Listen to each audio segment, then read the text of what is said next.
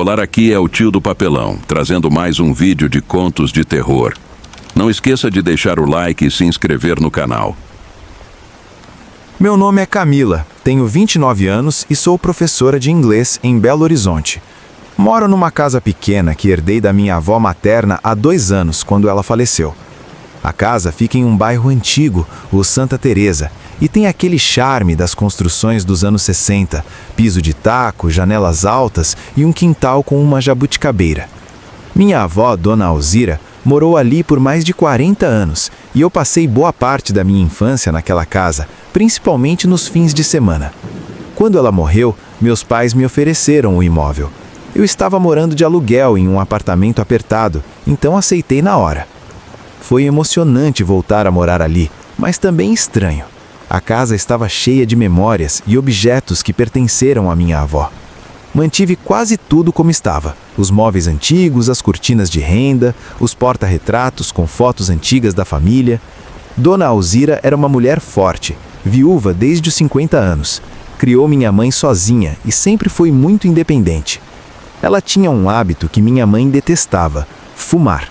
Não era uma fumante pesada, mas todos os dias, religiosamente às 7 da noite, acendia um cigarro e fumava na varanda dos fundos, olhando para o quintal. Dizia que aquele era o momento dela para pensar. O cheiro de cigarro estava impregnado na varanda, nas cortinas e nos móveis. Quando me mudei, mandei limpar tudo. Deixei a casa bem ventilada, tentando eliminar aquele odor de fumaça antiga. Morei ali tranquilamente por quase 1 ano. Transformei um dos quartos em escritório, onde preparava minhas aulas e corrigia provas. Gostava do silêncio da casa e da tranquilidade do bairro à noite. Mas em outubro do ano passado, algo começou a acontecer. Era uma quinta-feira à noite, por volta das 7h30, e eu estava na sala corrigindo trabalhos quando senti um cheiro forte de cigarro. Levantei a cabeça, confusa. Era inconfundível: cigarro aceso, fumaça fresca. Olhei ao redor. Não havia ninguém em casa além de mim. Fui até a janela. Pensei que pudesse ser algum vizinho, mas não havia ninguém na rua. O cheiro permaneceu por alguns minutos e depois desapareceu completamente. Achei estranho, mas tentei ignorar. Na noite seguinte, sexta-feira, aconteceu de novo. No mesmo horário, o mesmo cheiro invadiu a sala. Dessa vez, percorri a casa inteira. Quando cheguei à varanda dos fundos, onde minha avó costumava fumar, o cheiro estava ainda mais forte. E foi então que eu vi. Havia fumaça real, visível, se dissipando no ar, como se alguém tivesse acabado de dar uma tragada. Fiquei paralisada. Meu coração disparou. Não era imaginação. Dei um passo para trás, tropecei na soleira e corri para dentro. Tranquei a porta da varanda, fechei as cortinas e fiquei na sala, tremendo. Liguei para minha mãe, mas ela não atendeu. Então liguei para minha melhor amiga, Mariana, e contei tudo. Ela disse que eu devia estar cansada ou estressada. Passei o fim de semana na casa dela, não consegui ficar sozinha. Voltei apenas na segunda-feira, durante o dia, quando tudo parecia normal. Passei a semana tensa, evitando a varanda e saindo de casa antes das 7 da noite. Mas na quinta-feira seguinte, eu estava em casa no horário e o cheiro voltou. Dessa vez resolvi enfrentar. Caminhei devagar até a varanda e abri a porta. O cheiro estava fortíssimo. Então vi a fumaça se formando, tomando forma, criando uma silhueta vaga no ar. A silhueta de alguém sentado na antiga cadeira de balanço da minha avó. Senti minhas pernas fraquejarem. "Vovó?" sussurrei. A fumaça tremulou, como se respondesse. E então ouvi. Não era exatamente uma voz, mas as palavras surgiam diretamente na minha mente. "Cami, minha menina." Senti as lágrimas escorrerem. Não era medo, era uma mistura de choque e saudade. "Vovó, é você mesmo?" A fumaça se moveu e a sensação de presença ficou mais intensa. Eu sabia, de alguma forma, que era ela. Sentei no chão da varanda. Parte de mim queria fugir, mas a neta que amava Dona Alzira queria ficar. "Por que você está aqui?" perguntei. A resposta veio clara. "Nunca fui embora. Esta é minha casa." Fiquei ali por quase 1 hora, conversando com ela. Ela dizia que gostava de me ver cuidando da casa, que sentia minha falta. Aquilo que deveria me assustar me trazia conforto. Quando perguntei por que se manifestava através do cigarro, ela respondeu: "É a única forma que consigo, é o que me prende aqui." Nas semanas seguintes, as aparições continuaram, sempre às 7h30, sempre na varanda. E eu comecei a esperar por elas. Conversávamos de tudo, meu trabalho, a família, lembranças antigas, mas com o tempo percebi que aquilo não estava me fazendo bem. Eu estava me afastando das pessoas, recusando convites, vivendo em função daquele momento. E ela parecia presa, revivendo o mesmo instante todas as noites. Conversei com minha mãe sem mencionar nada sobrenatural. Disse que estava com dificuldade para lidar com a perda da vovó. Ela sugeriu fazer uma missa em memória. Minha avó era católica praticante, ia à igreja todos os domingos. Fui até a igreja do bairro e conversei com o padre Roberto, que a conhecia bem. Marcamos uma missa para o sábado seguinte. Convidei familiares, amigos e conhecidos dela. Foi uma cerimônia bonita. O padre falou sobre a vida de Dona Alzira, sua fé e sua força. Rezamos para que ela encontrasse paz. Naquela noite, voltei para casa. Eram quase 7h30. Fui direto para a varanda e me sentei na cadeira de balanço. Esperei. 7h30 chegou e passou. Nenhum cheiro de cigarro, nenhuma fumaça, nenhuma presença. Senti um vazio, mas também um alívio. Nos dias seguintes, vivi um luto renovado. Aos poucos fui retomando minha rotina. Voltei a sair com amigos, comecei a fazer planos para reformar a casa, dar a ela a minha identidade. Algumas semanas depois, em uma noite de sexta-feira, eu estava na varanda lendo quando senti um leve cheiro de cigarro. Levantei os olhos, não havia nada, mas senti um calor no peito, uma paz que me envolveu por alguns segundos. E então ouvi, bem baixinho, como um sussurro levado pelo vento: "Estou bem, Camille. Cuide-se." O cheiro desapareceu. Sorri, com lágrimas nos olhos. Ela tinha ido embora, mas não completamente. Agora estava livre, e eu também. Continuo morando na casa. Às vezes ainda sinto a presença dela em pequenos detalhes, uma porta que ranja de um jeito familiar, o cheiro de alfazela que ela adorava. Não é mais assustador, é confortante. É a certeza de que o amor que ela sentia por mim é mais forte do que a morte. E que essa casa, que foi dela por tanto tempo, ainda guarda um pedacinho dela em cada canto, em cada lembrança. Meu nome é Felipe, tenho 34 anos e trabalho como designer gráfico freelancer em Belo Horizonte. Há 6 meses consegui alugar uma casa antiga no bairro Floresta, um sobrado de 2 andares construído nos anos 40. O aluguel era surpreendentemente barato, o que deveria ter me deixado em alerta. Mas eu estava desesperado para sair do apartamento minúsculo onde morava, então aceitei sem pensar 2 vezes. A proprietária, Dona Lourdes, foi direta. A casa ficou vazia por um tempo. Algumas pessoas não se adaptaram. Se você não for muito sensível, vai gostar. Na época não entendi muito bem o que ela quis dizer. Assinei o contrato. A casa era linda, pé direito alto, janelas com vitrais coloridos, piso de madeira original que rangia em alguns pontos. E tinha a escada. Uma escada de madeira escura que ligava o hall ao 2º andar com um corrimão entalhado.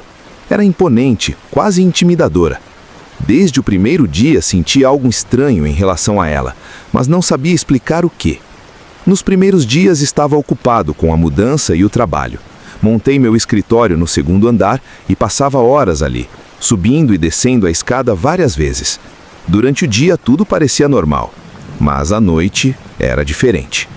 Depois da meia-noite, sempre que eu precisava descer, sentia um desconforto difícil de ignorar. Na segunda semana aconteceu pela primeira vez. Eram cerca de 2 horas da manhã. Desci para pegar água e no meio da escada olhei para baixo. No hall de entrada havia uma sombra. Não era uma sombra comum, tinha forma humana, uma silhueta escura, sem detalhes, destacando-se contra o piso claro. E ela estava se movendo, subindo a escada, em minha direção. Fiquei paralisado. Quando a sombra chegou a 3 degraus de mim, pisquei e ela desapareceu. Convenci a mim mesmo que era apenas cansaço, mas nos dias seguintes evitei descer durante a noite. Uma semana depois aconteceu novamente. Era 1h da manhã. Eu estava subindo para o quarto quando ouvi um som, um arrastar lento na escada. Olhei para cima e vi o vulto. dessa vez mais nítido. A forma de um homem alto, magro, completamente negro, sem rosto, descendo lentamente. Dei um passo para trás. Acendi a luz do hall e ele desapareceu. Naquela noite não subi. Dormi no sofá, com todas as luzes acesas. No dia seguinte, liguei para Dona Lourdes. Perguntei sobre a história da casa. Ela ficou em silêncio por alguns segundos e respondeu: meu pai construiu essa casa em 1943. Ele morreu aí, em 1975. Caiu da escada, quebrou o pescoço. Meu corpo gelou. Ela continuou: ele nunca fez mal a ninguém. Se você conseguir conviver com isso, a casa é sua. Se não, pode sair sem multa. Fiquei dividido, mas resolvi tentar mais um pouco. Passei a evitar completamente a escada durante a noite. Instalei uma pequena geladeira no escritório e só usava a escada durante o dia. Funcionou por algumas semanas, até que em uma sexta-feira à noite a energia acabou. Um apagão no bairro inteiro. Peguei o celular para usar como lanterna e desci para verificar o quadro de luz. Não tinha escolha. Desci devagar. Quando cheguei ao meio da escada, a bateria do celular acabou. Escuridão total. O silêncio era absoluto. E então eu ouvi uma respiração. Não era a minha. Vinha do hall.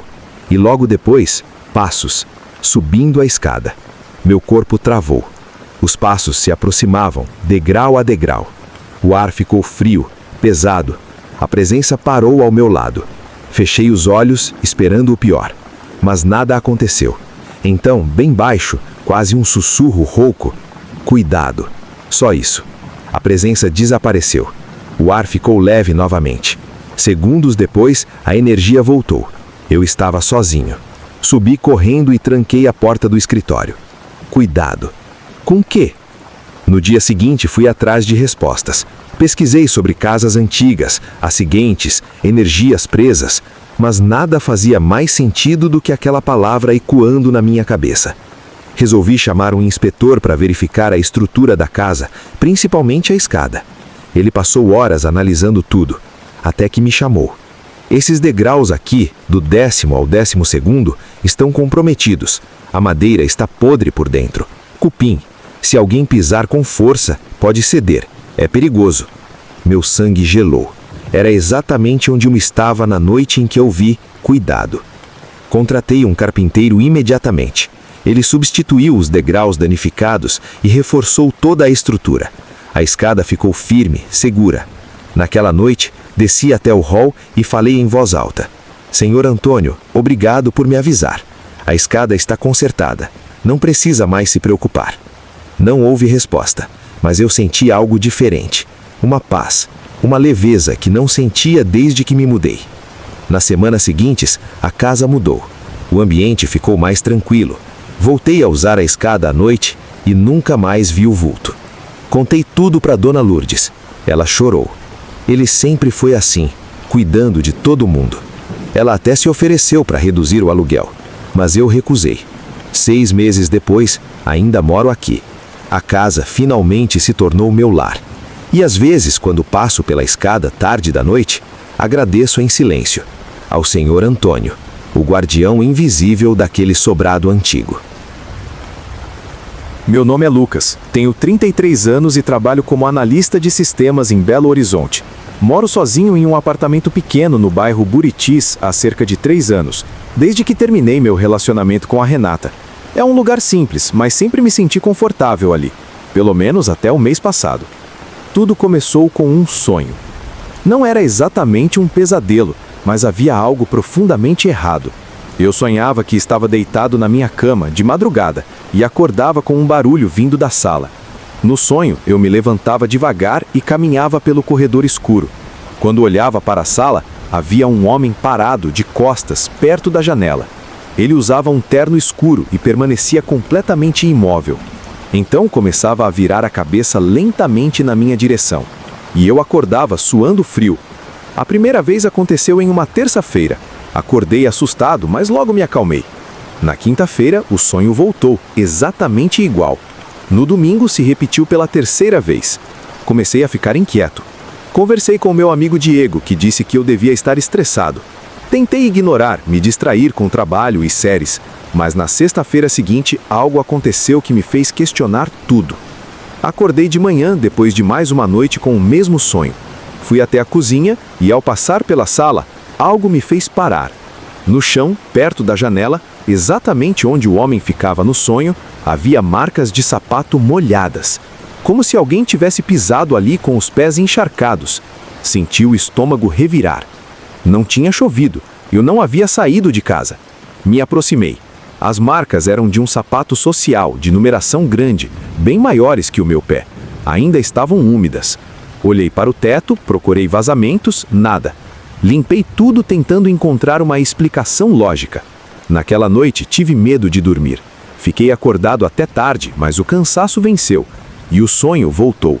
Só que dessa vez diferente. O homem de terno estava lá. Quando virou o rosto, vi sua face pálida, sem expressão, com os olhos completamente negros. Ele abriu a boca como se fosse falar, mas nenhum som saiu. Acordei gritando. Caí do sofá. Eram 4h30. Acendi todas as luzes e fui até a sala. As marcas estavam lá de novo, frescas. Dessa vez tirei fotos e mandei para o Diego. Ele disse que passaria no meu apartamento depois do trabalho. Mostrei tudo a ele. Ele analisou as marcas, ouviu minha história e sua expressão mudou.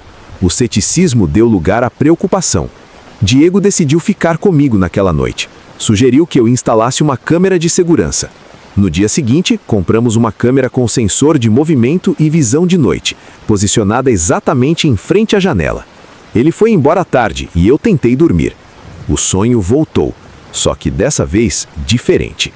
O homem de terno virou o rosto para mim, abriu a boca e dessa vez eu ouvi: Lucas. Ele sabia meu nome. Acordei em um pulo e corri para a sala. As marcas estavam lá. Fui direto ao computador e abri as gravações da câmera. Havia 3 vídeos. Todos mostravam a sala vazia, escura, até que perto da janela, algo começou a se formar. Uma sombra. Não era apenas escuridão, era tridimensional, ganhando forma, até se tornar a silhueta de um homem de terno. A figura permaneceu imóvel por alguns segundos, então virou lentamente a cabeça na direção da câmera. Meu sangue a gelou. Mostrei os vídeos para o Diego. Ele ficou pálido. Você precisa sair daqui hoje, disse, e eu concordei. Peguei algumas roupas e fui ficar na casa dele. Durante toda a semana, não voltei ao apartamento.